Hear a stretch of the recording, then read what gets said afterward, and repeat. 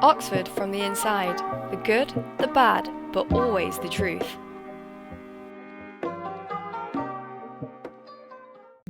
Nice. I guess also just for anyone who's might have had similar fears to you, or just have that fear of, if I was to uh, study theology and religion at an academic environment where people are very much critically analysing the scriptures and ideas and so on, that I guess when it really comes down to it, no one can take away and criticize what you believe in, I guess. Um, and I guess everyone can hold, like I remember I was having a discussion with someone, and he said, well, we can talk about how logically these things are sound or unsound, but like no one can make him not believe what he believes. And I guess that you can always, if you can always hold that dear to you. I don't know what you think about that. Yeah, I think that's really important, and I think the there are so many things I could say, but there I think that people, for me, what I've found is that I kind of came into it with like you said, a strong, I felt like I had a really good foundation. And so for some people, a really good friend of mine described doing theology as being like doing spring cleaning.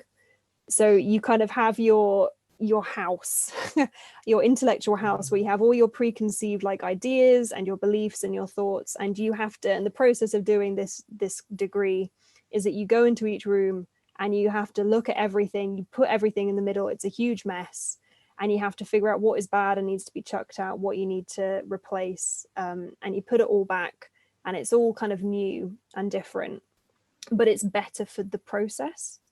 I think a lot of people are challenged from all perspectives. Like whatever you believe, you're going to come up against some really strong opposition. I think there are lots of different, you don't have to get lost in that, and that it's actually, I think it's really good to come out of uni with, particularly coming out of this degree and having had your mind changed. I'm not coming out with the same. I haven't kind of stuck my banner in the sand and been like, no, I refuse to move on things. I've changed my mind on some things, and I think that's important. And to be honest, it's a privilege to get 3 years of your life to do that.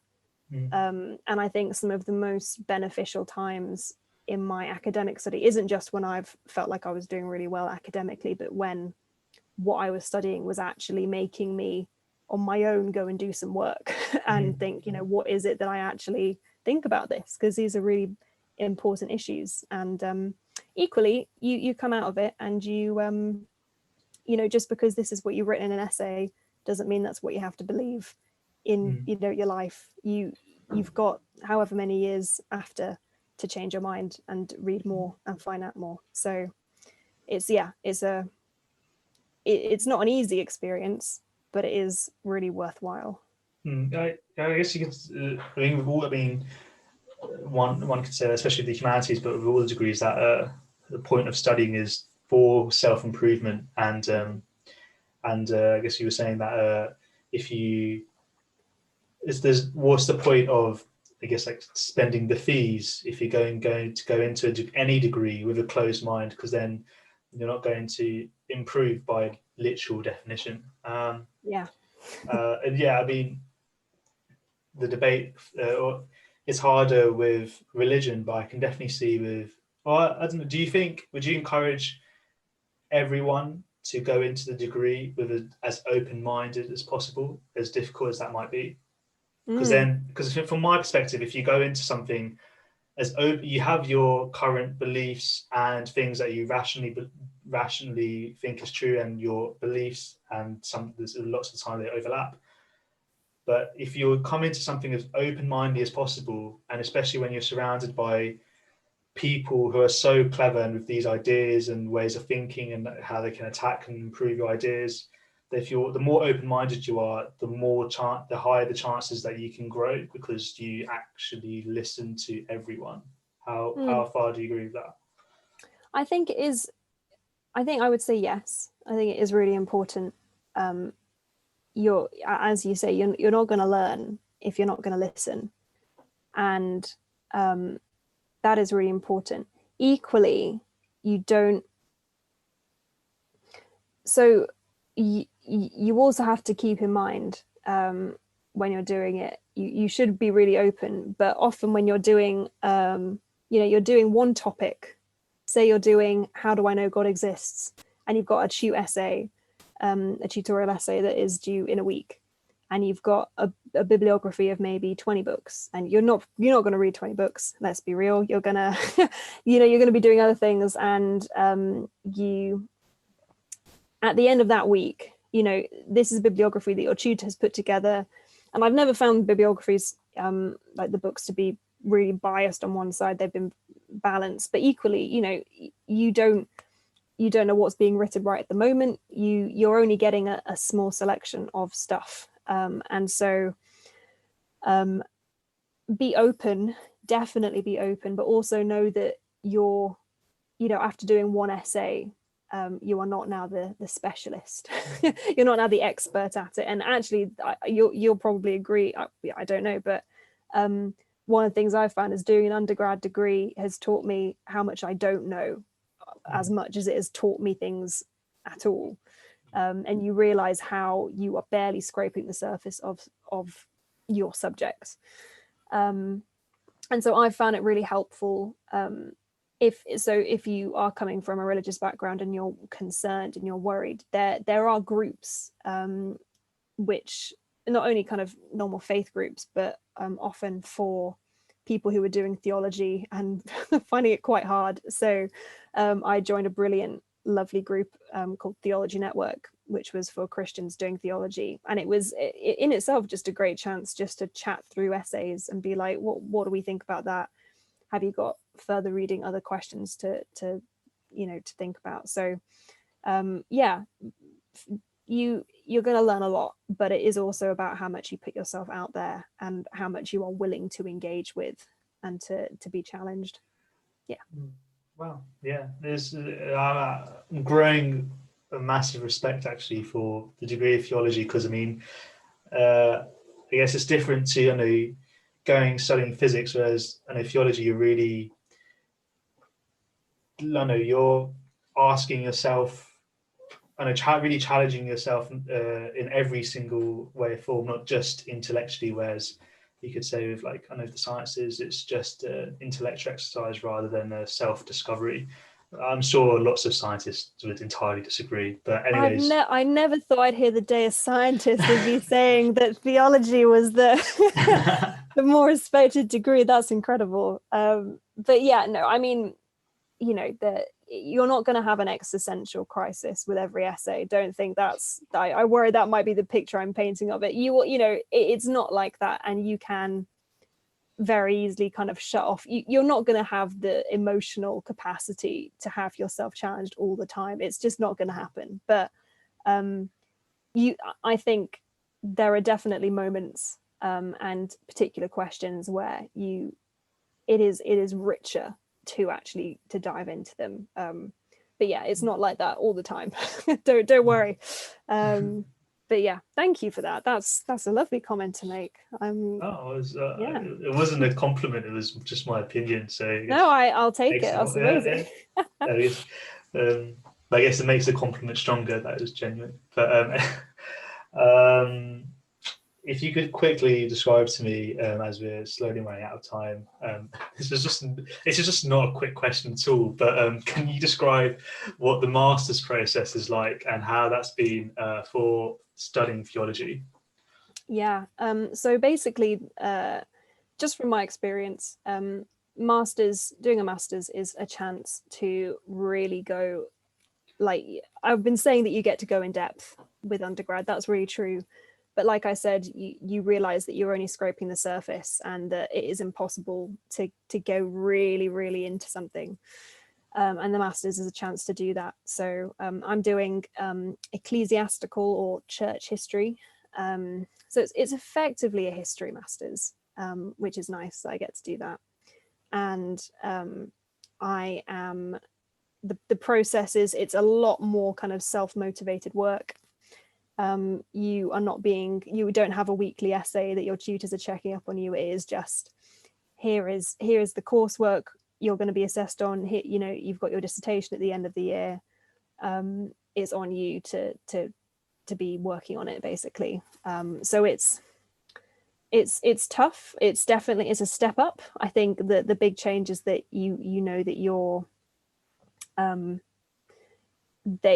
your ideas need to be a little bit more original, which is always tough. Original thought is really interesting, but it's also exciting because you get the chance to actually contribute something to a field, and you get the chance to maybe even get published in it at the end if you want to continue in academia. So it's tough, but it's also a good challenge. Yeah. Nice. I mean, not to write off the Masters at all, but I for the undergrads, any undergrads, any university in general, tough but a good challenge. I'm sure. Definitely.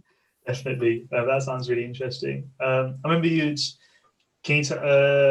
about your Masters, you were saying about the subject. The subject what about I'm the doing. Yes, yeah, because that was too interesting to not add in. Oh, okay. Very briefly, I am looking at a period in early church history, kind of between the 4th and 6th centuries, where the first Christian emperor has come into power, Constantine. Christian persecution has kind of ended on a state level, and this new kind of movement emerges where lots of people go out into the deserts of Egypt and become monks. And the first kind of that's where, we know monks throughout medieval history and everything. You get a lot of monks in Oxford, actually. You've probably seen them walking around in like Tesco and stuff. But these first desert mothers and fathers are where they originated, and where that kind of spiritual monastic practice began in Christianity. So that's what I'm looking at. What does monastic mean? Sorry. Monastic. So it's just the word which describes like monks will live in a monastery. It is just that kind of way of life which is a bit more austere, like giving up, fasting, a much more regimented life of prayer. Kind of secluded, reclusive, stepping back from society. That's the monks. Nice. Yeah. Wow.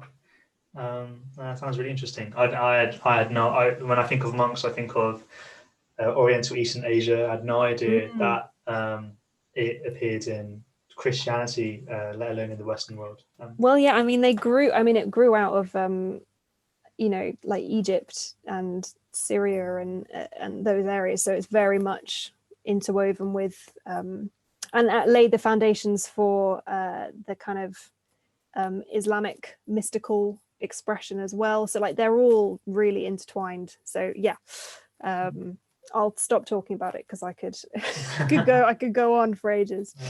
Nice. Yeah. Wow. And our last question, a very non-whistle stop question, but can you give us a whistle stop tour for the arguments for and against the existence of God? Oh boy. Okay, this is going to be so simplistic, but yeah. Okay, so the place which you'll normally think of when you have this kind of question is if people are doing RS, A-level. This is the stuff you've probably been doing, at least on my course anyway. Might have all changed, but you get what we call natural theology, which is basically what can we see in the world, what is going on around us, and how can we use reason and logic to determine from what we see how likely it is that God exists. So you get arguments for God from the natural world, things like the cosmological argument, this idea that everything, if something begins, if something exists, it has to have had a cause, and the universe exists and began, and so there must be a cause behind it. The fine-tuning argument, which you've probably interacted with at some point, this idea that the requirement for life is so specific, the conditions that were needed were so specific that it is more unlikely it was down to chance than it was that someone kind of rigged the game, that someone kind of created it or put those conditions in place. And then another one, sorry, I've never heard of that argument, but oh no, fine-tuning it argument. It actually convinced a well-known atheist professor whose name has gone out of my head, but in the kind of late 20th century, that's the argument that convinced him to become or at least accept God's existence, which is interesting. But yeah, keeping going, things like the design argument, which is this idea that the world, we look at the world and the creatures in it and the way physics and chemistry works, and it seems like things have such specific purposes that it must have been made, like there must have been someone who designed these things to fit those purposes. And then of course you can get the flip side. The big argument against God, which comes up a lot, is the problem of evil. It doesn't really need explaining. It's just, claiming that there's an all-loving, all-powerful God, but there's suffering. How does that work? And then to stop you there, yeah. Just I hope you remember what you're about to next say. But I if that for me, like if that argument, I mean, as I'm an agnostic and used to be theist, which in itself could be another podcast, so not for now, but next time. Next time. Yeah. But just quite logically, like for something to be good, there must be bad things. Do you see? Yeah. And then for me, I mean, the argument definitely doesn't stop there, but but in other ways, it sort of does. Like even from like a mathematical point of view, like if you wanted like 70% of all things to be good, there has to be some bad, because if there's no bad things, then there's no good things, because everything's the same. Yeah, no, that's interesting. I think what comes into the problem of evil in this question that maybe doesn't necessarily with things like evolution, maybe, which often you get the idea of science versus religion, which I think is personally quite a questionable kind of position, but you can have, I think I'm correct in saying this, but like Charles Darwin, the thing that where he lost his faith, where he stopped being a theist, wasn't his discovery of evolution. It was, I think, the death of his daughter. I think I'm right in saying that. Apologies if not. But yeah, the problem of suffering gets people on a more personal level, and that you get your own experiences brought into that, and you see, I suppose, inequality in the world. Why is it that I have been born into this place where I have a house, but thousands of other people don't? I don't know.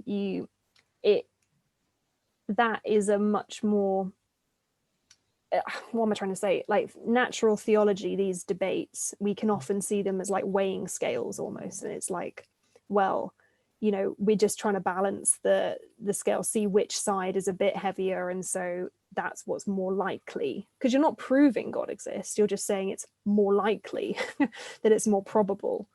And so I guess it can be quite a clinical debate, but then you bring in the suffering, when you bring in something that's more personal, that you have to kind of address those in a different way, I think.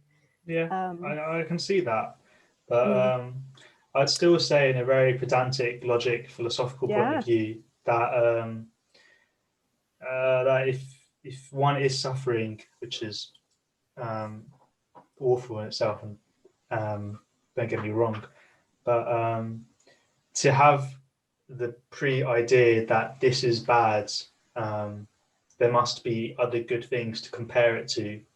And for there to, so if someone said, why isn't everything good? Well, you can only think things can only be good if there are bad things, because everything I think is reference.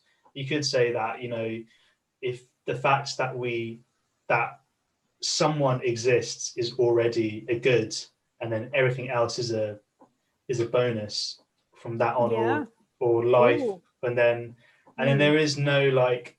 I think it really depends on your starting point. There's in terms of like starting gratitude point, and then if you go on, you're about to say something. No, just I mean, it's interesting you saying your starting point, because slightly to kind of go off from the suffering point, but there are. I can't go into huge detail with this because I am not a philosopher, as we were saying earlier. But some people, there are schools of thought, philosophical schools of thought, that would actually say this whole debate that we're having from natural theology is kind of pointless.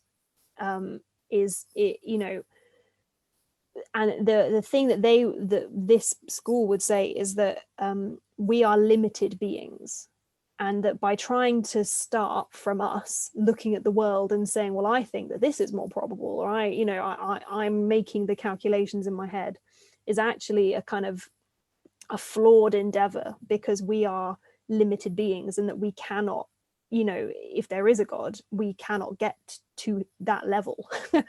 And so it's a really interesting challenge, I guess, to those debates. You know, should we be having the debate at all? But there's, if you take that position, there are some people, for instance, the most famous person would be Karl Barth, who takes like the extreme position, who says that the only thing we should be talking about actually is revelation, which comes back to, I guess, what we were saying earlier with these texts, you know, like how do we read them, and potentially shift, you know, another place to have the debate is to look at claims of revelation, whether that's in different scripture or in figures in history. So I guess Christians would point to the historicity of Jesus, and, you know, how historically accurate is the claim of the resurrection, and that there's that debate as well.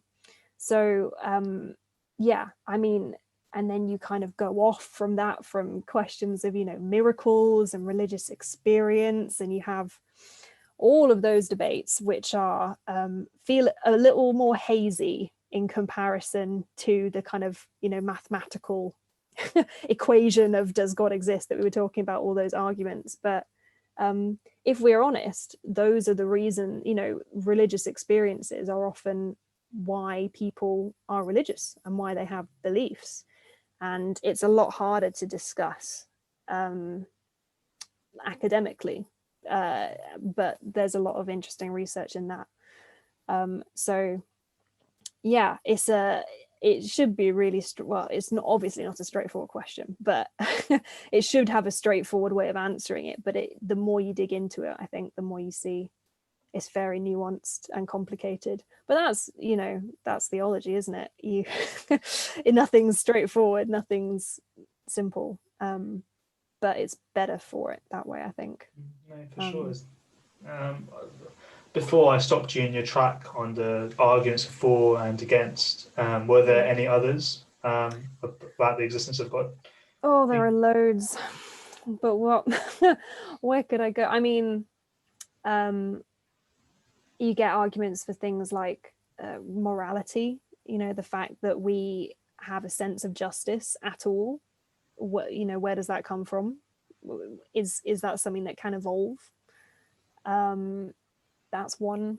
That's quite a big one. You're testing me now. Having to think back. Did you not know this was a tutorial, not a podcast? Oh, sorry. No, am I going to get graded at the end? Got to write an essay at the end of this. Yeah. Gosh, you're putting me on the spot. I'm just trying to think.